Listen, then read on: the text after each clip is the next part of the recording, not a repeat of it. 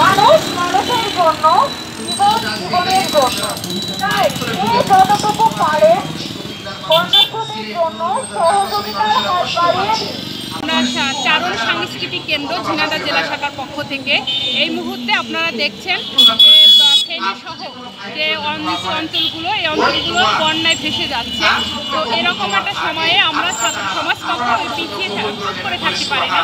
আপনারা দেখেছেন 24 সালে যে আন্দোলনটা হয়েছে, অসহযোগ আন্দোলন বা গণমানুষের আন্দোলন, গণ অভ্যুত্থান, এই গণ অভ্যুত্থান দিয়েই যে আমাদের প্ল্যাটফর্মটা তৈরি হয়েছে, এখানে প্রত্যেকটা মানুষের যে ভূমিকা যেটা রাখা উচিত সমাজের প্রতি, সেইটাই হচ্ছে। আমরা দেখছি বন্যার্থদের পাশে দাঁড়ানোর জন্য আমরা ছাত্ররা উদ্যোগ নিয়েছি, আমরা চারণ সাংস্কৃতিক কেন্দ্রের পক্ষ থেকে উদ্যোগ নিয়েছি। এখানে মানুষ অসংখ্যভাবে খুবই সুন্দরভাবে তারা সাড়া দিচ্ছে।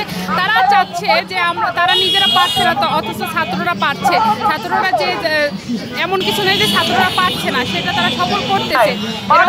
বন্যার্থদের পাশে দাঁড়ানোর জন্য, তাদের জন্য শুকনো খাবার নিয়ে যাওয়ার জন্য, তাদের যে এখন বর্তমানে যেটা প্রয়োজন, তাদের ঘর বাড়ি ডুবে চলে গেছে, কিন্তু তাদের খাওয়ার দরকার। এই মুহূর্তে মানুষগুলোর বাঁচার দরকার। বাঁচার জন্য আমরা মনে করি দেশ সংস্কারের পাশাপাশি এই মানুষগুলোর প্রাণও বাঁচানো একটা নৈতিক দায়িত্ব আমরা মনে করি। পরবর্তী পদক্ষেপ আমরা যে দাবি জানিয়েছি, ভারতে যে পানির যে বাঁধ ছেড়ে দেওয়া হয়েছে সেটা যাতে অবিলম্বে তারা বন্ধ করে।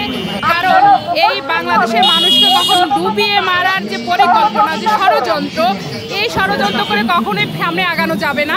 বাঁধ সেটা বন্ধ করব, অবিলম্বে সেটা বন্ধ করতে হবে, না হলে এর থেকে কঠোর আমাদের আন্দোলন হবে। আমরা প্রাণ নিয়ে ছিনিমিনি খেলে অন্য দেশ এসে এটা কখনোই বাংলাদেশ হতে দেবে না।